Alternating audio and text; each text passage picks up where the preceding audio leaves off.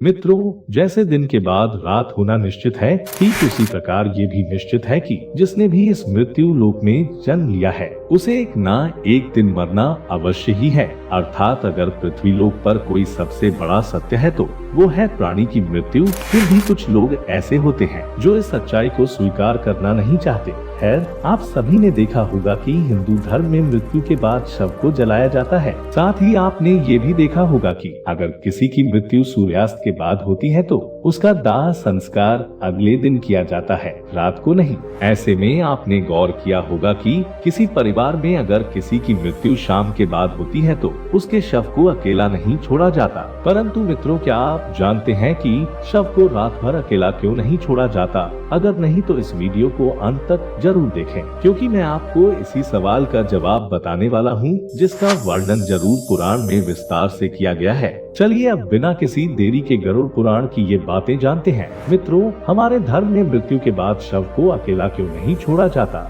ये बताने से पहले हम आपको ये बता देते हैं कि किन परिस्थितियों में शव का अंतिम संस्कार नहीं किया जाता या फिर कुछ समय के लिए टाल दिया जाता है। मित्रों, आपको सबसे पहले बता दूं कि हिंदू धर्म में अगर किसी की मृत्यु सूर्यास्त के बाद होती है तो उसके शव को रात भर घर पर ही रखा जाता है और अगले दिन उसका दाह संस्कार किया जाता है। इसके अलावा अगर किसी की मृत्यु पंचक समय में होती है तो उसके शव को भी कुछ समय के लिए घर पर रखा जाता है और जब पंचक काल समाप्त होता है संस्कार किया जाता है, क्योंकि गरुड़ पुराण में बताया गया है कि अगर सूर्यास्त के बाद अथवा पंचक समय में किसी मृत शरीर का दाह संस्कार किया जाए तो उसे मोक्ष की प्राप्ति नहीं होती। इसीलिए अगर कोई रात में मर जाए तो ऐसी स्थिति में लाश को लेकर शमशान घाट नहीं जाते और ये लाश को घर पर ही रखा जाता है। सुबह होने का इंतजार किया जाता है और ऐसे में मृत शरीर को एक भी पल के लिए अकेला नहीं छोड़ा जाता और कोई ना कोई व्यक्ति हमेशा रखवाली के लिए मौजूद रहता है।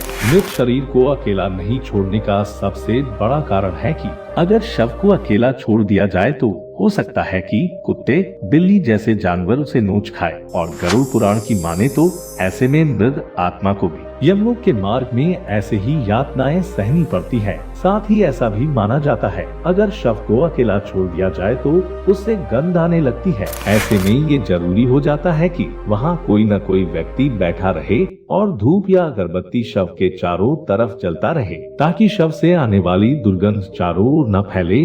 दोस्तों, गरुड़ पुराण के अनुसार भगवान विष्णु गरुड़ जी के पूछने पर कहते हैं, ये पक्षीराज, इन सब के अलावा अगर किसी की मृत्यु हो जाती है और उसकी कोई भी संतान नहीं है, ऐसे समय पर भी शव को घर पर रखा जा सकता है जब तक कि उसका पुत्र या फिर पुत्री ना आ जाए, क्योंकि जब खुद की संतान मृत शरीर को मुखाग्नि नहीं देती तो उसका उद्धार नहीं हो पाता। अर्थात वे कई वर्षों तक इसी मृत्युलोक में भटकता रहता है। इसके बाद विष्णु जी बताते हैं कि सूर्यास्त के बाद अगर किसी मित्र शरीर को जला दिया जाए, अर्थात उसका अंतिम संस्कार कर दिया जाए, तो वे मृत आत्मा असुर, दानव अथवा पिशाच की योनि में जन्म लेती है, जहाँ उसे कई तरह के कष्ट सहने पड़ते हैं। और यही वजह है कि हिंदू धर्म में रात को अंतिम संस्कार करने से मना किया गया है। आगे विष्णु जी बताते हैं कि रात में मृत शरीर को अकेला छोड़ दिया जाए तो उसके शरीर में आसपास भटक रही दुरात्माएं भी प्रवेश कर जाती है, जिससे मृतक के साथ साथ उसके परिजनों को भी कई तरह के कष्ट भोगने पड़ते हैं। साथ ही ये भी बताते हैं कि